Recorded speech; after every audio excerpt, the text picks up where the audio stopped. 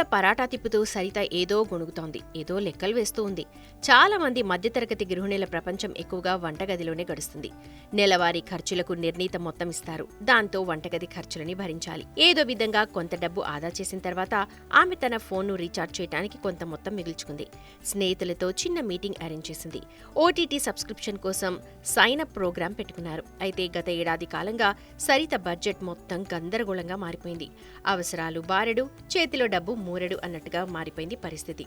ఆహార ద్రవ్యోల్బణం అదుపు తప్పుతోంది. పప్పులు, మసాలా దినుసులు, కూరగాయల ద్రవ్యోల్బణం అన్నీ 20% టచ్ అవుతూ ఉన్నాయి.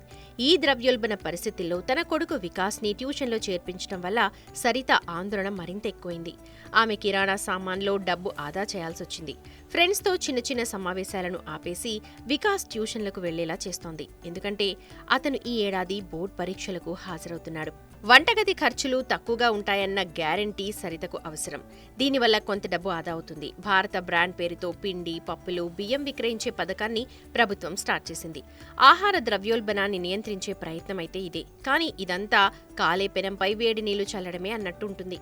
గత బడ్జెట్లో మహిళా సమ్మాన్ సేవింగ్ సర్టిఫికేట్ స్కీమ్ను ప్రకటించిన సంగతి సరితకి బాగా గుర్తుంది.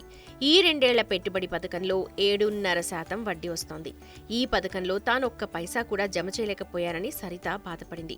ఈసారి బడ్జెట్లో మధ్యతరగతి ప్రజలకు అవసరమైన లాజిస్టిక్స్ ని అందుబాటు ధరల్లో ప్రభుత్వం అందచేయాలని సరిత కోరుకుంటోంది. భారత బ్రాండ్ అనేది కేవలం పేరుకు మాత్రమే కాకుండా కార్యాచరణ ప్రణాళికగా ఉండాలి. అలాగే కిసాన్ సమ్మాన్ నిధి వంటి పథకం ప్రారంభించాలి. గృహిణులకు నేరుగా సహాయం అందించేదిలా ఇది ఉండాలని అనుకుంటున్నారు.